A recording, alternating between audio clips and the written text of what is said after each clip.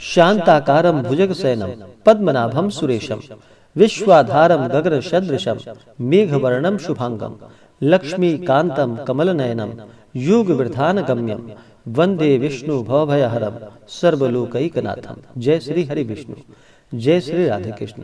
आप सभी का हमारे YouTube चैनल पे बहुत बहुत स्वागत है। आइए आज सुनते हैं कामदा एकादशी व्रत की कथा। सबसे पहले तो आप सभी भक्तों को कामदा एकादशी की ढेर सारी शुभकामनाएं। आप सभी के जीवन में लक्ष्मी नारायण की कृपा से आप सभी को सभी प्रकार के सुख और समृद्धि की प्राप्ति हो। भगवान आप सभी के इच्छाओं को पूर्ण करें। कामदा एकादशी का व्रत, यह व्रत चैत्र माह के शुक्ल पक्ष में कामदा एकादशी का व्रत किया जाता है। यह एकादशी का व्रत सभी प्रकार के पापों को नष्ट करने वाला है। जिस प्रकार से अग्नि काष्ठ को जलाकर उसे भस्म कर देती है, उसी प्रकार कामदा एकादशी के व्रत के प्रभाव से और इसके पुण्य के प्रभाव से व्यक्ति के समस्त पाप उसी प्रकार से नष्ट हो जाते हैं। इस व्रत के उपवास से मनुष्य निकृष्ट योनि से मुक्त हो जाता है और अंत में उसे मोक्ष की प्राप्ति होती है।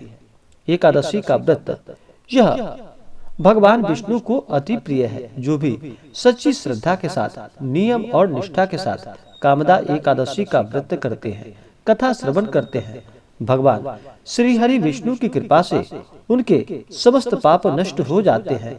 जब व्यक्ति के पाप नष्ट होते हैं तब जाकर व्यक्ति के पुण्य उदित हो पाते हैं, उसके बाद ही सांसारिक सुखों की प्राप्ति हो पाती है। तो आइए सुनते हैं कामदा एकादशी व्रत की कथा। अगर आप हमें एकादशी व्रत कथा के लिए अन्नदान, वस्त्रदान आदि के लिए ब्राह्मण दक्षिणा देना चाहते हो तो आप अपने श्रद्धा और सामर्थ्य के अनुसार हमें डिस्क्रिप्शन में जाकर के वहां से गूगल पे, फोन पे या अकाउंट नंबर के माध्यम से अपने श्रद्धा और सामर्थ्य के अनुसार हमें ब्राह्मण दक्षिणा प्रदान कर सकते हैं। तो आइए सुनते हैं कामदा एकादशी व्रत की कथा।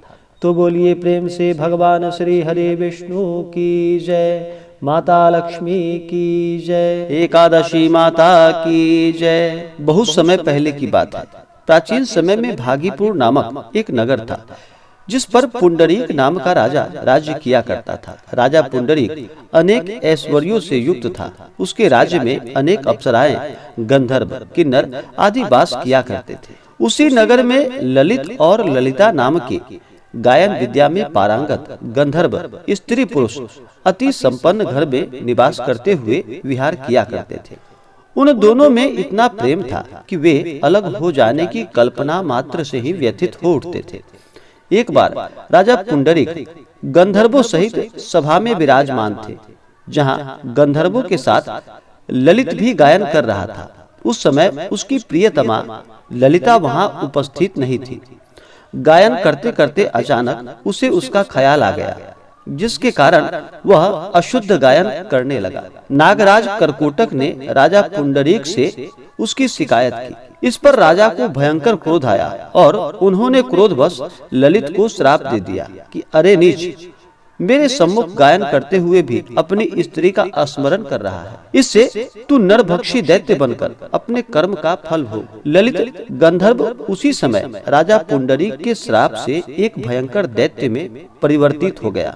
उसका मुख विकराल हो गया, उसके नेत्र सूर्य चंद्र के समान प्रदीप्त होने लगे, मुख से आग की भयंकर ज्वालाएं निकलने लगी, उसकी नाक पर्वत की कंदरा के समान विशाल हो गई और गर्दन पहाड़ के समान दिखाई देने लगी।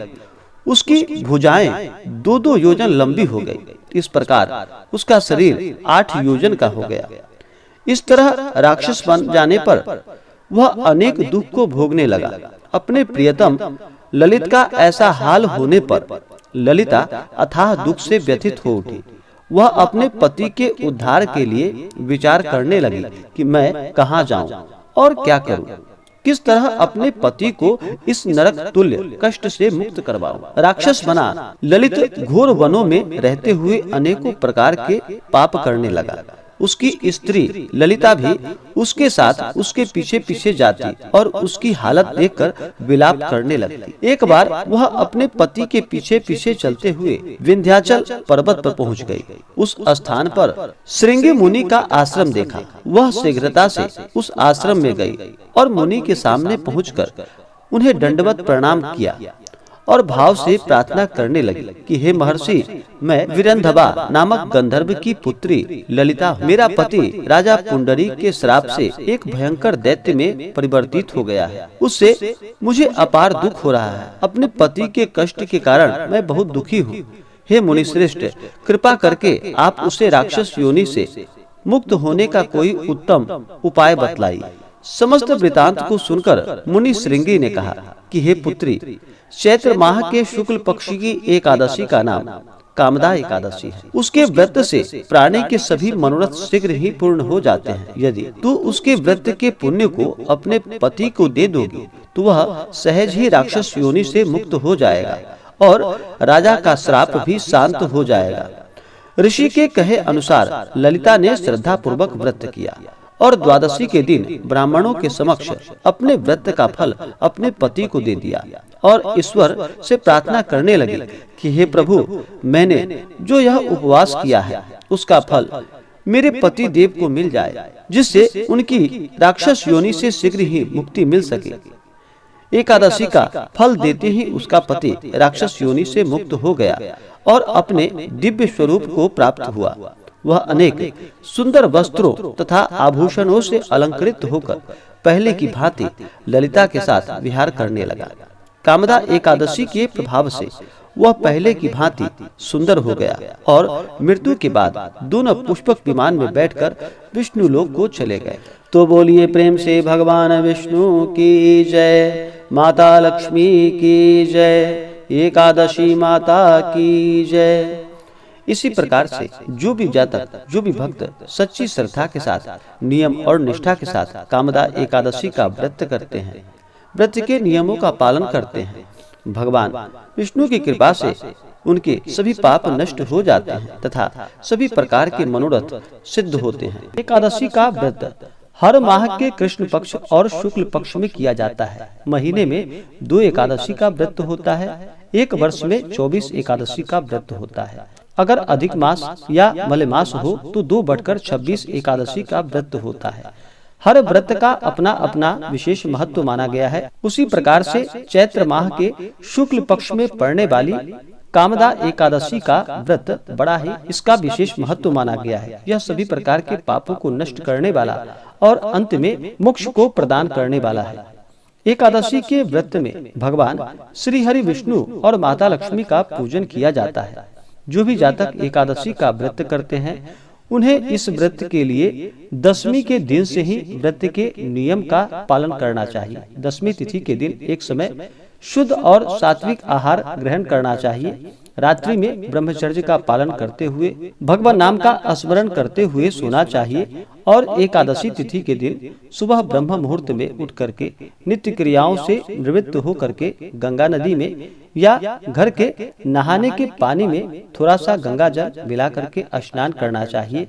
उसके बाद फिर शुद्ध वस्त्र धारण करके भगवान सूर्य देव को अर्घ्य प्रदान करना चाहिए। उसके बाद फिर व्रत का संकल्प लेना चाहिए और भगवान श्री हरि विष्णु से प्रार्थना करनी चाहिए। आपके मन में जो भी इच्छा हो, जो भी कामना हो वह कहनी चाहिए और दिन भर उपवास रहते हुए इस व्रत को करना चाहिए। अगर उपवास न रह पाए तो एक समय फलाहार ग्रहण करना चाहिए और भगवान का पूरे विधि विधान के साथ वह और शाम के वक्त पूजन करना चाहिए। रात्रि में भजन कीर्तन करते हुए, जागरण करते हुए समय व्यतीत करनी चाहिए और अगले दिन जाकर के फिर इस व्रत का पारण समय के अनुसार करना चाहिए। जो भी जातक एकादशी का व्रत करते हैं उन्हें नियमों का पालन करना चाहिए। एकादशी तिथि के दिन चावल ग्रहण नहीं करनी चाहिए। इस दिन तामसिक वस्तुओं का प्रयोग बिल्कुल भी नहीं करनी चाहिए। मांस, मदिरा, लहसुन, प्याज आदि का प्रयोग बिल्कुल भी नहीं करना चाहिए।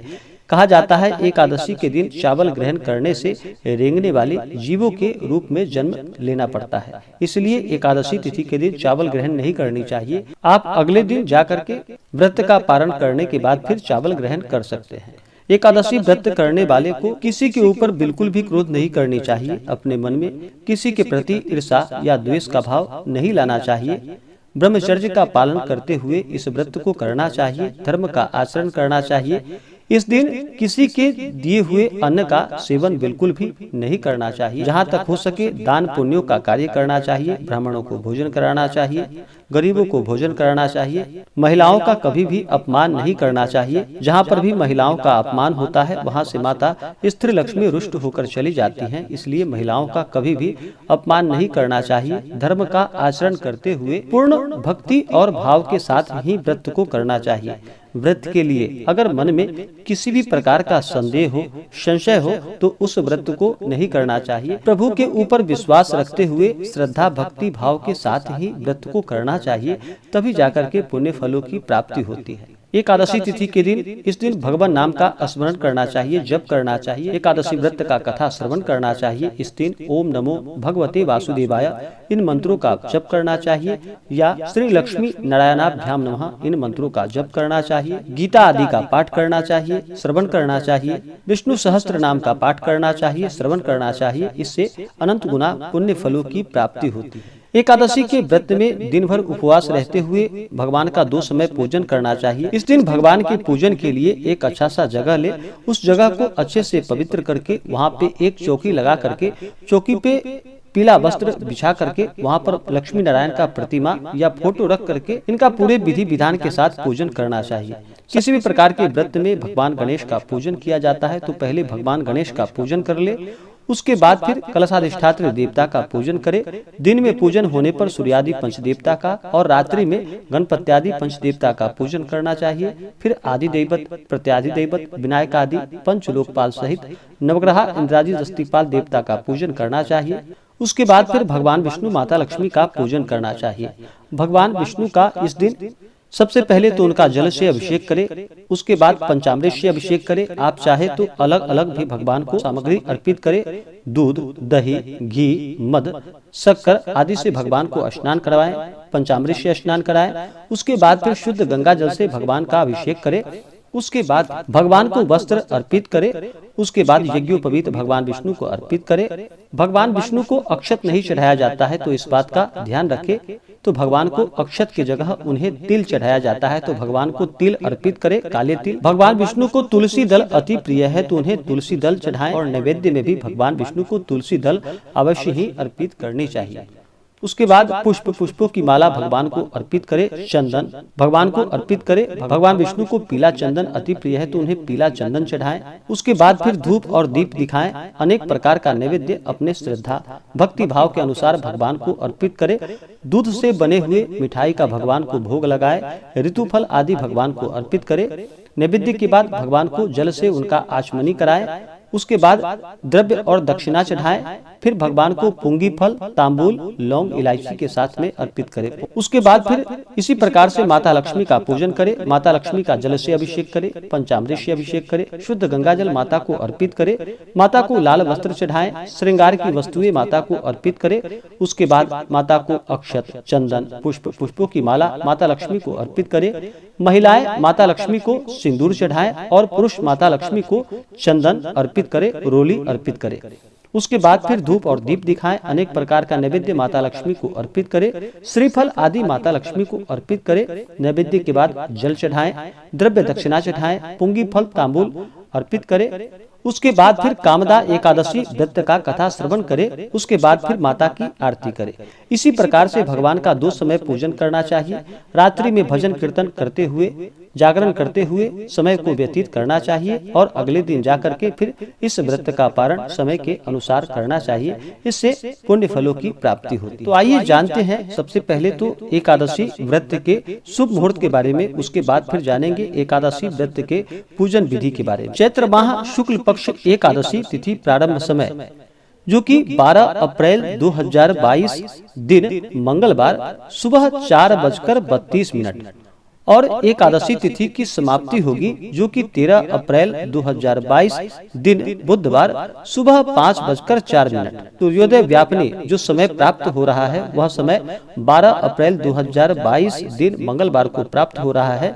तो इस दिन कामदा एकादशी व्रत को किया जाएगा और इस व्रत का पारण जो कि 13 अप्रैल 2022 दिन बुधवार को इस व्रत का पारण किया जाएगा। एकादशी व्रत का पारण हरिवासर समाप्त होने के बाद करना चाहिए। कामदा एकादशी व्रत का पारण जो कि 13 अप्रैल 2022 दिन बुधवार को इस व्रत का पारण किया जाएगा, जो कि पारण का समय दोपहर 1:39 से शाम 4:12 तक इस व्रत का पारण किया जाएगा। इस बार कामदा एकादशी व्रत का पारण जो कि गो घृतेन पारण यानी कि गाय के दूध के घी से इस व्रत का पारण किया जाएगा। एकादशी तिथि के दिन यानी कि 12 अप्रैल 2022 को राहु काल का समय जो कि दोपहर 3 बजे से लेकर के शाम 4:35 तक राहु काल का समय है।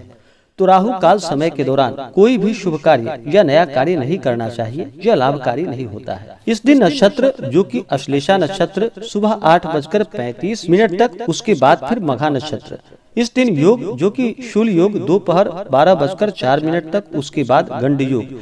इस दिन सर्वार्थ सिद्धि योग भी होगा जो कि सुबह 5:59 से सुबह 8:35 तक सर्वार्थ सिद्धि योग होगा। इस दिन रवि योग भी होगा जो कि सुबह 5:59 से सुबह 8:35 तक।